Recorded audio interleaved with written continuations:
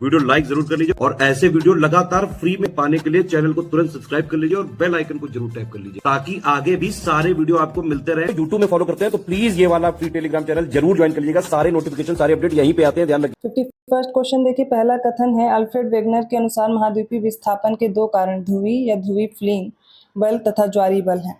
Second है Ernest Hückel नामक एक जर्मन प्राणी शास्त्री पारिस्थितिकी के विशेषज्ञ के रूप में जाने जाते हैं। इसका राइट आंसर हो जाएगा ऑप्शन सी, दोनों कथन सही। 52nd क्वेश्चन देखिए, पहला स्टेटमेंट है वर्ष 1755 में नेबुलर परिकल्पना इमैनुअल कांट ने प्रस्तुत की। सेकंड है जेम्स हटन ने एक रूपतावाद की संकल्पना का प्रतिपादन किया 1785 में। थर्ड है अंतरतारकीय धूल परिकल्पना जो इंटरस्टेलर डस्ट हाइपोथेसिस, इसका प्रतिपादन किया ऑटो श्मिड ने 1949 में। इसका राइट आंसर ऑप्शन डी, सारे स्टेटमेंट करेक्ट है। 53rd क्वेश्चन में गलत विकल्प चुनना है। पहला, निहारिका परिकल्पना के विपरीत जेम्स हटन ने सन 1905 ईस्वी में पृथ्वी की उत्पत्ति के संबंध में अपनी ग्रहाणु परिकल्पना प्रस्तुत की थी। बी है, पृथ्वी की उत्पत्ति के संबंध में नव तारक सिद्धांत के प्रतिपादक थे सर फ्रेड हॉयल और लिटलटन। और सी ऑप्शन है 26 दिसंबर 2004 को आई सुनामी में भारत का सबसे जो दक्षिणी बिंदु है इंदिरा पॉइंट लगभग डूब गया था। ऑप्शन डी, इनमें से कोई भी कथन गलत नहीं है। इसका राइट आंसर हो जाएगा option A. First statement incorrect है क्योंकि निहारिका परिकल्पना के विपरीत एडवर्ड हेस्टिंग्स चैम्बरलिन हैं।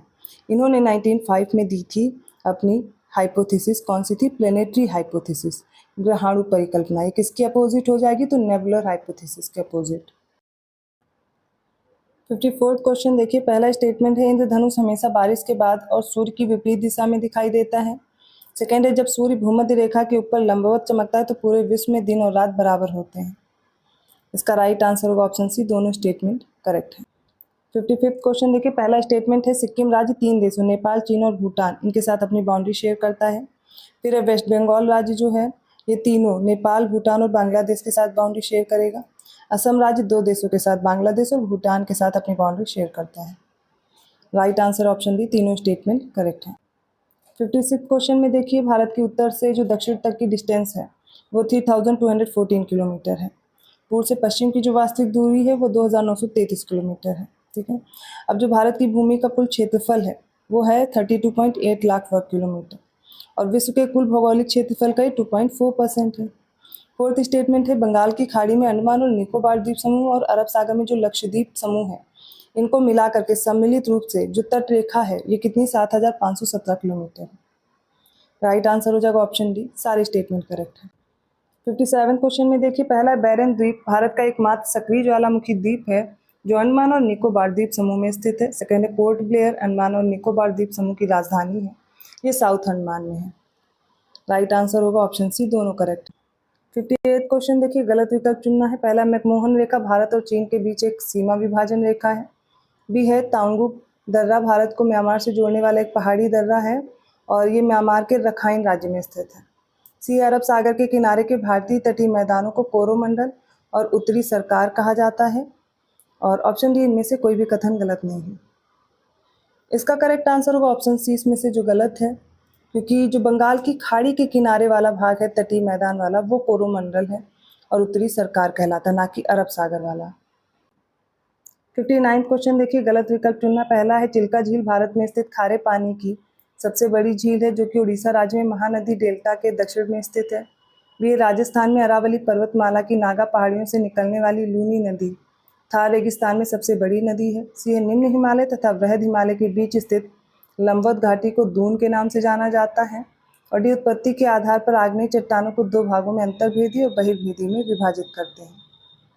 इनमें से जो गलत स्टेटमेंट है वो है ऑप्शन सी, निम्न हिमालय और यहाँ पर बृहद नहीं होगा, इसके साथ शिवालिक हिमालय होगा। इनके बीच की जो लंबवत घाटी है इसको दून के नाम से जानते हैं।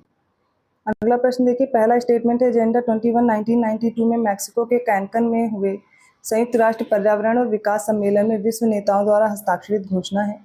सेकेंड है अंतर्राष्ट्रीय स्तर पर क्लब ऑफ रोम ने 1968 में पहली बार अधिक व्यवस्थित तरीके से संसाधन संरक्षण की वकालत की थी। राइट आंसर ऑप्शन है, सेकेंड स्टेटमेंट करेक्ट है, पहला इनकरेक्ट है क्योंकि एजेंडा 21 1992 में ब्राज़ील के रियो डी जेनेरियो में हुआ था, ना कि मैक्सिको। 61st क्वेश्चन देखिए, पहला है राष्ट्रीय पशु कल्याण संस्थान फरीदाबाद हरियाणा। सेकंड है केंद्रीय ताजा जल कृषि संस्थान भुवनेश्वर उड़ीसा। थर्ड है केंद्रीय खारा जल जल कृषि संस्थान चेन्नई तमिलनाडु। फोर्थ है राष्ट्रीय महासागर प्रौद्योगिकी संस्थान चेन्नई तमिलनाडु। इसका राइट आंसर है ऑप्शन डी, सारे करेक्ट हैं। 62nd क्वेश्चन देखिए, G7 के संबंध में सही विकल्प का चयन करें। पहला, G7 की स्थापना 1975 में फ्रांस, पश्चिम Germany, Italy, Japan, United Kingdom और संयुक्त राज्य अमेरिका द्वारा महत्वपूर्ण आर्थिक चिंताओं पर चर्चा करने के लिए की गई थी। सेकंड है, कनाडा 1978 में G7 के सदस्य के रूप में शामिल हुआ।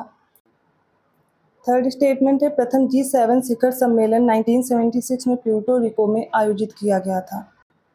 इसका राइट आंसर होगा ऑप्शन सी, केवल फर्स्ट और थर्ड स्टेटमेंट करेक्ट है, सेकंड इनकरेक्ट है, क्योंकि कनाडा G7 में शामिल हुआ 1976 में, ना कि 1978 में। 63rd क्वेश्चन है, क्रोनोलॉजिकल ऑर्डर में लगाना है। पहला, जलवायु परिवर्तन पर अंतर सरकारी पैनल। सेकंड है, अंतर्राष्ट्रीय समुद्री संगठन। थर्ड है, संयुक्त राष्ट्र बाल कोष। फोर्थ है, पेट्रोलियम निर्यातक देशों का संगठन। इसका राइट आंसर होगा ऑप्शन सी, 3241। 3241 इसमें अब देखेंगे कैसे होगा। तो जलवायु परिवर्तन पर अंतर सरकारी पैनल 1988 में स्टैब्लिश हुआ।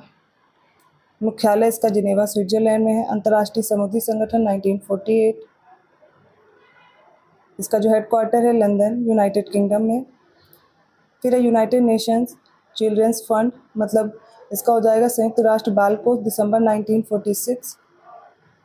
इसका न्यूयॉर्क यूनाइटेड स्टेट्स में हेडक्वार्टर है, ठीक है।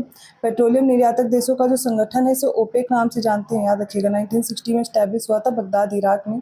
इसका हेडक्वार्टर वियना, ऑस्ट्रिया में है। राइट आंसर ऑप्शन सी।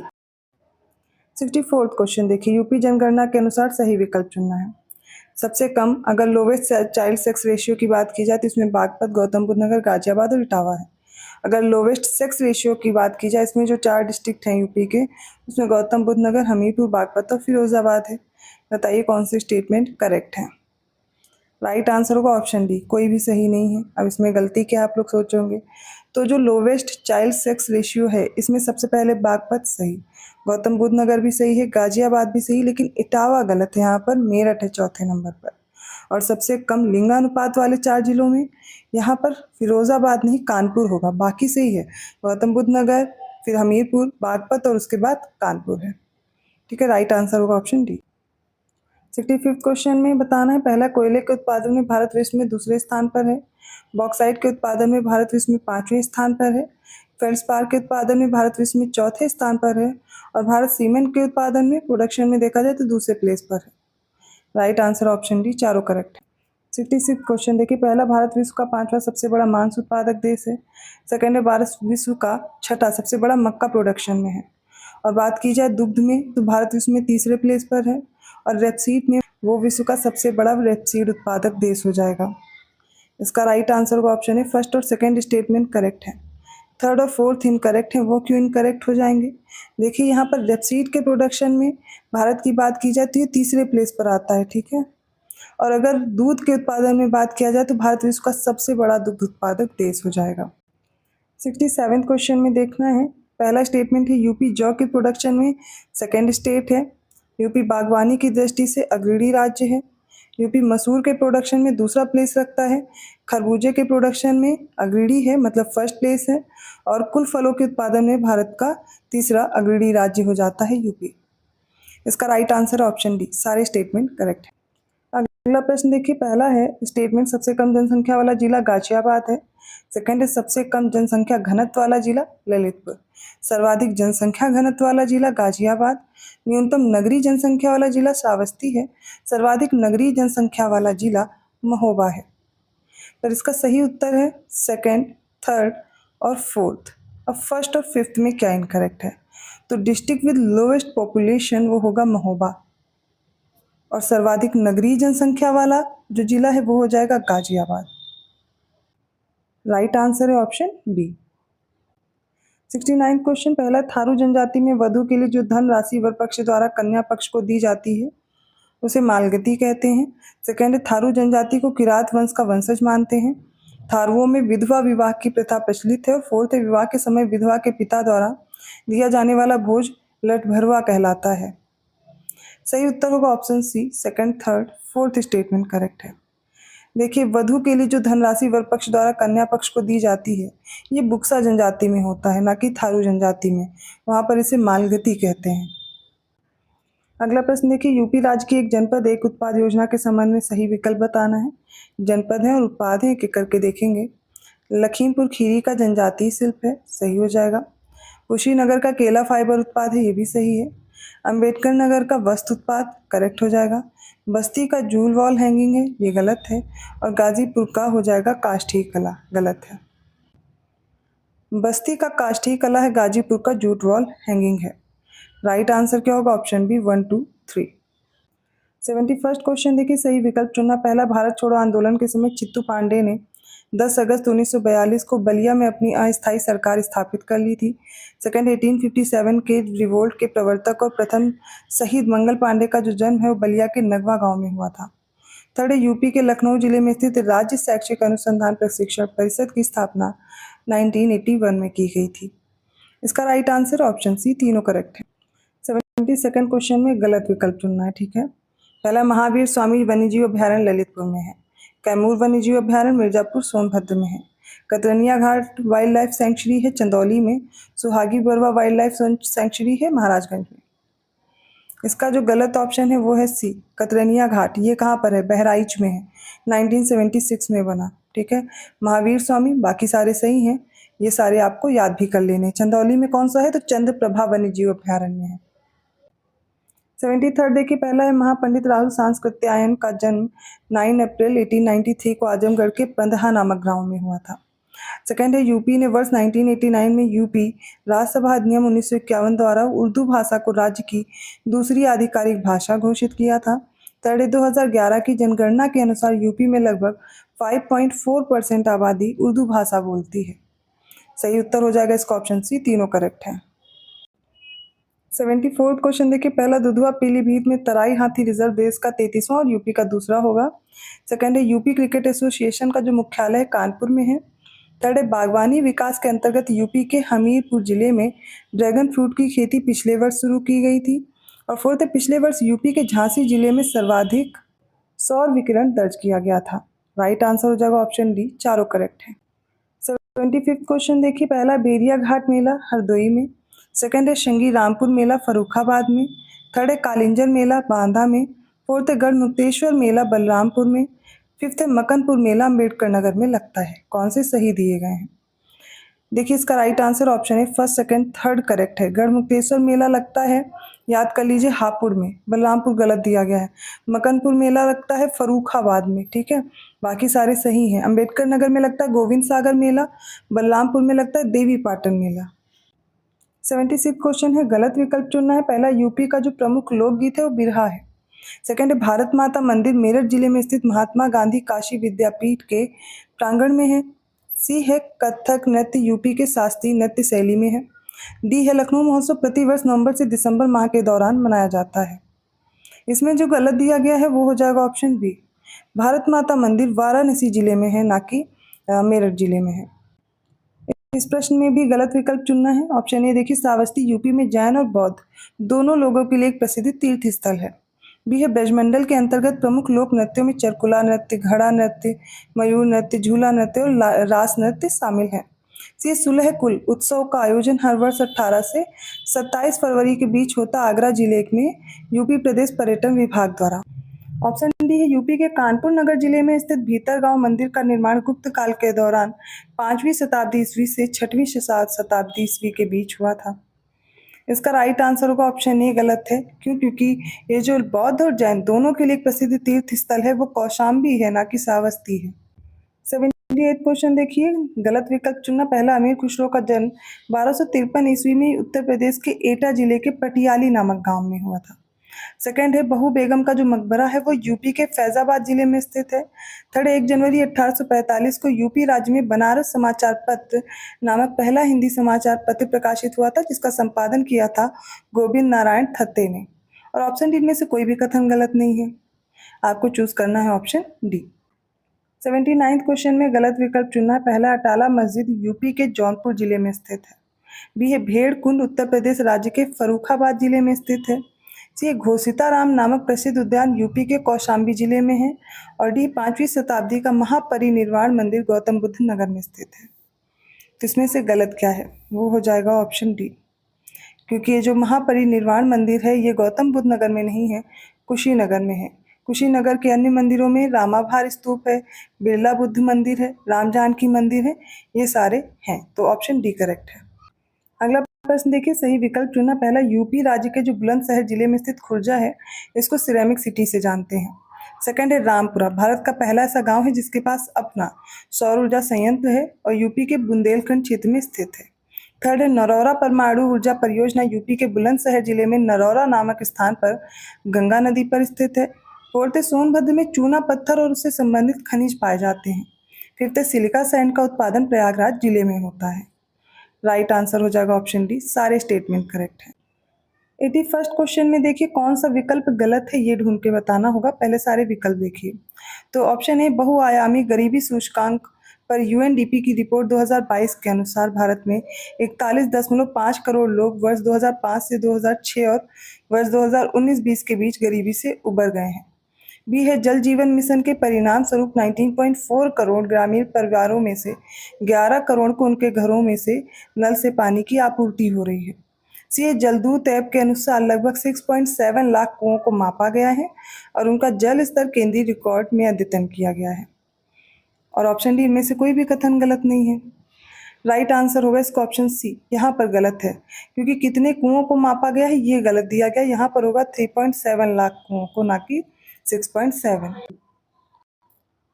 82nd क्वेश्चन देखिए, निम्नलिखित कथनों पर विचार करें। पहला है, केंद्रीय बजट 2023-24 के अनुसार 3.5 लाख आदिवासी छात्रों के लिए चलाए जा रहे 740 एकलव्य मॉडल आवासीय विद्यालयों के लिए केंद्र सरकार द्वारा अगले 3 वर्षों में 38,800 शिक्षकों और सहायक कर्मचारियों की नियुक्ति की जाएगी।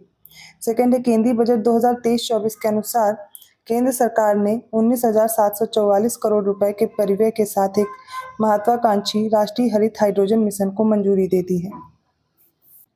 इसका राइट आंसर ऑप्शन सी, दोनों करेक्ट हैं।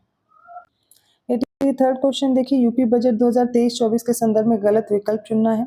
पहला, प्रधानमंत्री किसान सम्मान निधि योजना के अंतर्गत वित्तीय वर्ष 2022-23 के दौरान 51,639.68 करोड़ रुपए से अधिक की राशि डायरेक्ट बेनिफिट ट्रांसफर के माध्यम से सीधे किसानों के बैंक खातों में स्थानांतरित कर दी गई थी। बी, उत्तर प्रदेश देश का सबसे बड़ा उपभोक्ता और श्रम बाजार है। सी, प्रधानमंत्री जनधन योजना के अंतर्गत 6.51 करोड़ खातों के साथ यूपी देश में प्रथम स्थान पर है। डी, भारत सरकार द्वारा स्टार्टअप रैंकिंग के तहत यूपी को इंस्पायरिंग लीडर के रूप में सम्मानित किया गया है। इसमें से जो गलत विकल्प है वो ऑप्शन सी है, क्योंकि यहाँ पर जो खातों की संख्या है वो 8.51 करोड़ है। ठीक है, 8.51 करोड़ खाते हैं। 84th क्वेश्चन देखते हैं। पहला, भारत में सबसे बड़ी जीडीपी के मामले में यूपी राज्य तीसरे प्लेस पर है। सेकंड है, भारत में सबसे अधिक जीडीपी के मामले में महाराष्ट्र राज्य पहले स्थान पर है। थर्ड स्टेटमेंट है, वर्ष 2021-22 की मानव विकास सूचकांक रिपोर्ट में भारत 191 देशों और क्षेत्रों में 132 स्थान पर है। इसका राइट आंसर हो जाएगा ऑप्शन सी, तीनों करेक्ट है। अगले प्रश्न में गलत विकल्प चुनना। पहला, 2020-21 के दौरान प्रति वर्ष किलोवाट घंटे के संदर्भ में सबसे कम प्रति व्यक्ति बिजली खपत बिहार राज्य में है। सौर ऊर्जा की स्थापित क्षमता की दृष्टि में गुजरात फर्स्ट प्लेस पर है और नवीकरणीय ऊर्जा स्रोतों की स्थापित क्षमता की दृष्टि से राजस्थान फर्स्ट प्लेस पर है। डी, अपशिष्ट से ऊर्जा की स्थापित क्षमता के मामले में दिल्ली पहले प्लेस पर है। इसमें से जो गलत विकल्प है वो हो जाएगा ऑप्शन बी, सौर ऊर्जा में स्थापित क्षमता की दृष्टि से राजस्थान फर्स्ट प्लेस पर है। 86 क्वेश्चन है, यूपी बजट 2024-25 के अनुसार निम्नलिखित में से किस योजना के कार्यान्वयन में यूपी राज्य पहले स्थान पर नहीं है। प्रधानमंत्री स्वनिधि योजना, प्रधानमंत्री सुरक्षा बीमा योजना, प्रधानमंत्री अटल पेंशन योजना या ऑप्शन डी इनमें से कोई नहीं। इसका राइट आंसर ऑप्शन डी, इनमें से कोई नहीं, सभी में फर्स्ट प्लेस पर है। 87 क्वेश्चन है, यूपी बजट 2024-25 के अनुसार निम्नलिखित में से किस विभाग में सर्वाधिक आवंटन किया गया है। ऑप्शन ए, भारी और मध्यम उद्योग, बी है शहरी विकास में, सी है लोक निर्माण विभाग में और डी है स्वास्थ्य और परिवार कल्याण विभाग में। तो देखिए, भारी और मध्यम उद्योग में किया गया 21,054 करोड़ रुपए। ठीक है, शहरी विकास में किया गया 25,698 करोड़ रुपए। लोक निर्माण विभाग में कराया गया है 34,858 करोड़ रुपए और आ जाता है स्वास्थ्य और परिवार कल्याण में किया गया है 27,086 करोड़ रुपए का आवंटन। तो इसमें बताना है आपको सबसे ज्यादा किस में किया गया और राइट आंसर क्या हो जाएगा, ऑप्शन सी लोक निर्माण विभाग में।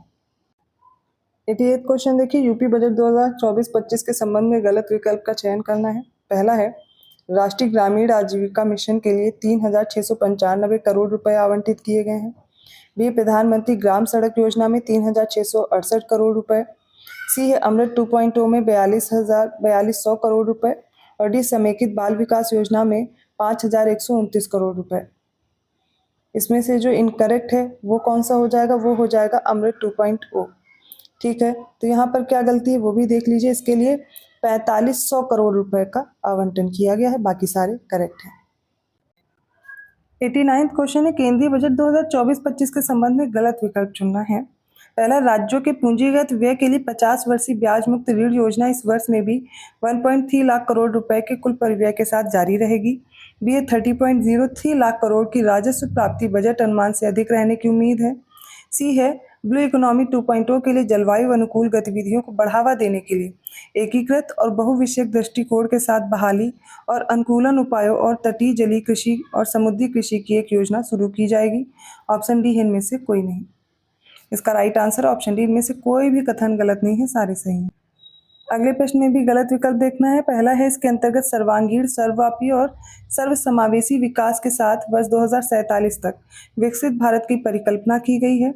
बी है स्टार्टअप और निवेश के लिए कुछ कर लाभ एक वर्ष के लिए 31 मार्च 2025 तक बढ़ा दिए गए हैं। सी है प्रधानमंत्री स्वनिधि योजना के तहत 78 लाख स्ट्रीट वेंडर्स को क्रेडिट सहायता प्रदान की गई थी।